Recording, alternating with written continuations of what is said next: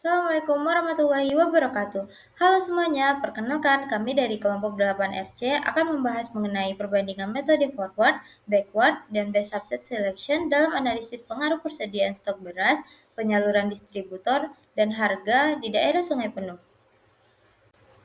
Teori dasar yang pertama, analisis regresi linear. Analisis regresi linear adalah suatu proses statistik untuk memperkirakan hubungan antara variabel-variabel berupa teknik-teknik, memodelkan dan melakukan analisis hubungan antara satu variabel tak bebas dan satu atau lebih variabel bebas. Tujuannya adalah untuk melakukan perkiraan pada sebuah variabel terikat dan pada variabel bebas.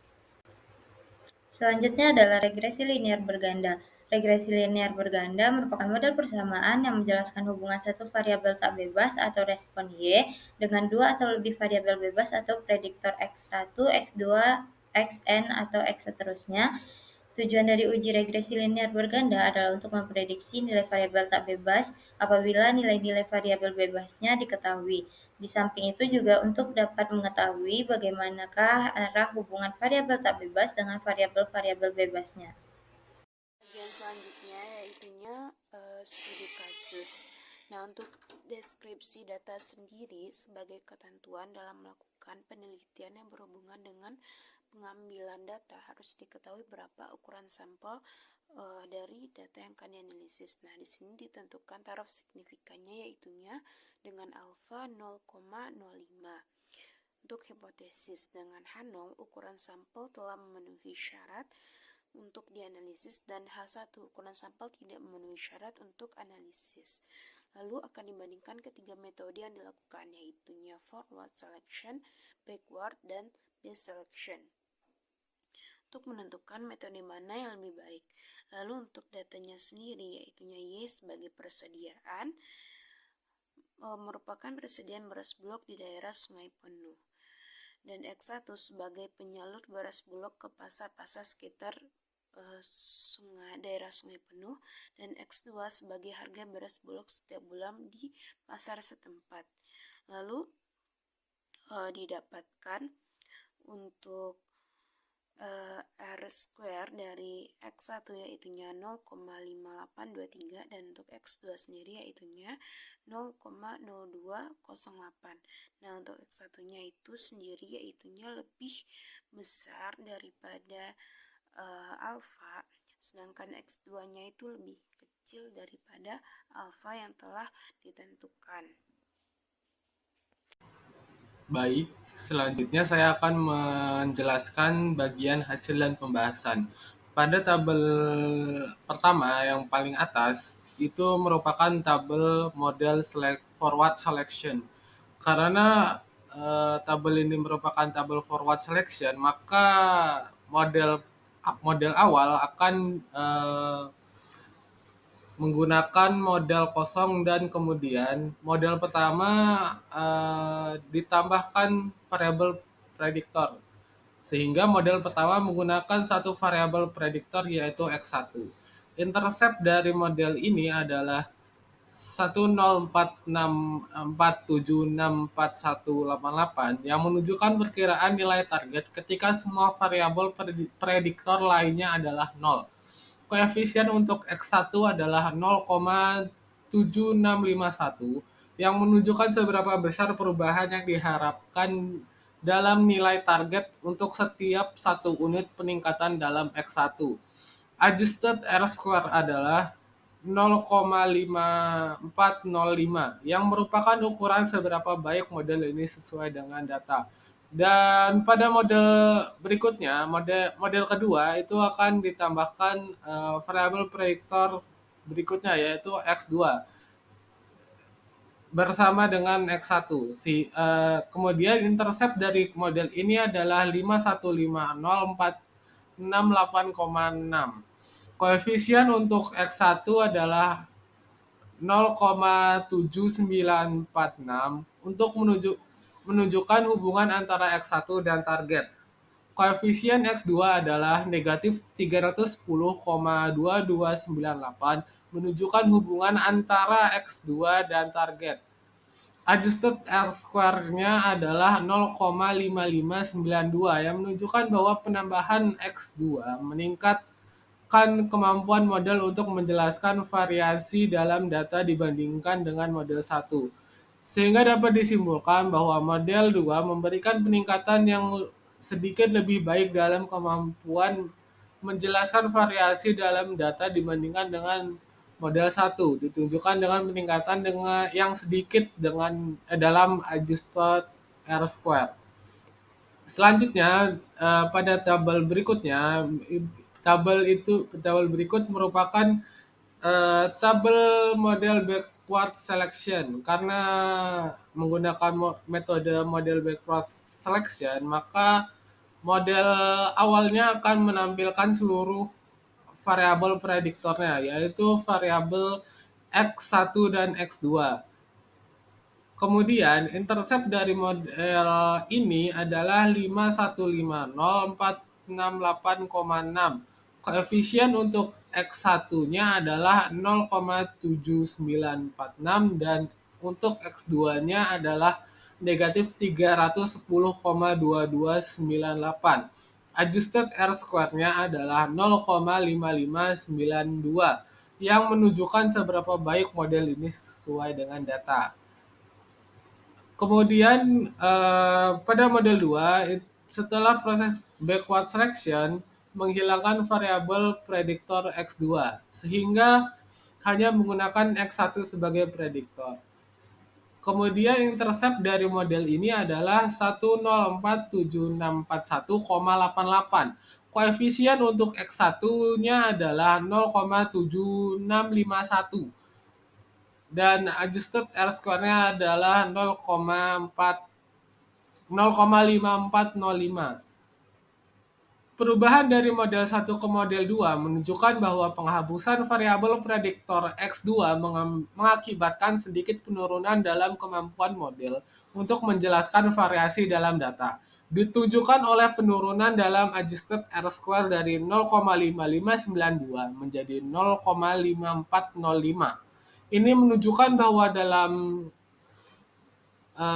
model ini, variabel X2 memberikan kontribusi yang signifikan terhadap model regresi, meskipun variabel X1 tetap signifikan dalam model kedua. Baik, selanjutnya pada tabel berikutnya, tabel berikut adalah tabel model best subset selection. Pada model 1, model pertama hanya menggunakan satu variabel prediktor, yaitu X1. Intercept dari model ini adalah 1047641,88. Koefisien untuk X1-nya adalah 0,7651. R-square-nya adalah 0,5823 yang menunjukkan seberapa baik model ini sesuai dengan data. CP atau Malau CP adalah 2,4252 yang digunakan untuk membandingkan model alternatif di mana nilai yang lebih rendah menunjukkan model yang lebih baik. Nilai yang lebih rendah menunjukkan model yang lebih baik. Model kedua hanya menggunakan satu variabel prediktor juga, yaitu X2. Intercept dari model ini adalah 388,8447,38. Koefisien untuk X2 adalah negatif 185,6375. R-square-nya adalah 0,0208. Nilai CP-nya adalah 16,4385. Selanjutnya model ketiga menggunakan kedua variabel prediktor, yaitu X1 dan X2. Intercept dari model ini adalah 5150468,6. Koefisien untuk X1 adalah 0,7946 dan untuk X2 adalah negatif 310,2298. R-square-nya adalah 0,6394. Nilai CP-nya adalah 3,0. Tabel ini bertujuan untuk memilih model yang paling cocok dengan data. Dalam hal ini, model 3 memiliki R-square tertinggi yang menunjukkan bahwa model tersebut mampu menjelaskan variasi dalam data dengan lebih baik dibandingkan dengan model satu dan model 2. Selain itu, nilai CP untuk model 3 ya adalah yang terendah, menunjukkan bahwa model 3 adalah model yang paling efisien dari ketiga model tersebut. Oleh karena itu, berdasarkan analisis ini, model 3 yang menggunakan kedua variabel prediktor X1 dan X2 dianggap sebagai model terbaik. Selanjutnya yaitunya forward selection. Forward selection merupakan metode pembentukan model regresi terbaik berdasarkan pendekatan dengan cara melakukan pemilihan variabel dengan memasukkan variabel bebas yang memiliki nilai korelasi terbesar. Setelah itu dilakukan pemeriksaan nilai F model yang terbentuk. Jika signifikan, maka variabel dengan nilai korelasi terbesar selanjutnya masuk ke dalam model. Perulangan selesai jika semua variabel prediktor sudah masuk ke dalam model atau nilai F model yang terbentuk sudah tidak disignifikan. Kelebihan dari metode ini yaitunya sebagai alternatif untuk mengurangi kemungkinan adanya multikolonialitas dalam metode yang terbentuk.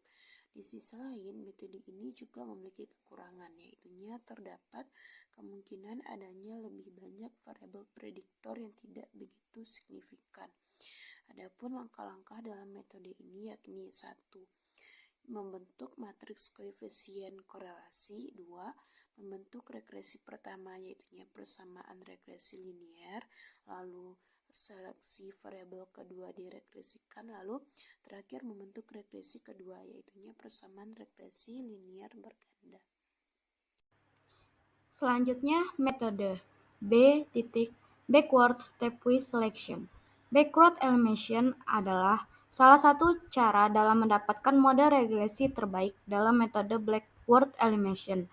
Seluruh variabel prediktor dimasukkan ke dalam model lalu secara bertahap variabel-variabel yang tidak memenuhi syarat kelayakan dieliminasi dari model hingga terbentuk model terbaik dengan variabel-variabel yang telah lolos uji di dalamnya. Metode selanjutnya ada Best Subject Selection. Metode Best Selection merupakan salah satu seleksi yang dapat mengurangi ragam pendugaan dengan mengurangi sedikit bias. Metode ini salah satu cara untuk mengatasi masalah optimasi tolak ukur dalam statistik dan machine learning. Kelebihan dari metode ini yaitu kompleksitas komputasi sedikit, dapat menentukan subjek yang sebenarnya, dan solusinya optimal secara global. Selanjutnya kesimpulan. Kesimpulan yang dapat kita ambil yaitu metode forward selection, backward elimination, dan best subject selection merupakan metode yang digunakan dalam pemilihan model terbaik dalam analisis regresi. Yang kedua, perbandingan antara metode ini akan dilakukan dengan menggunakan data dari analisis pengaruh persediaan stok beras, penyaluran distributor, dan harga. Metode forward selection akan dimulai dari nol dan menambahkan atribut yang relevan satu persatu, sambil memeriksa kinerja setiap kali atribut. Ditambahkan metode backward elimination akan mulai dengan semua atribut dan menghapus atribut yang tidak relevan, sambil memeriksa kinerja setiap kali atribut dibuang. Metode best subject selection akan memilih kombinasi atribut yang memiliki kinerja terbaik.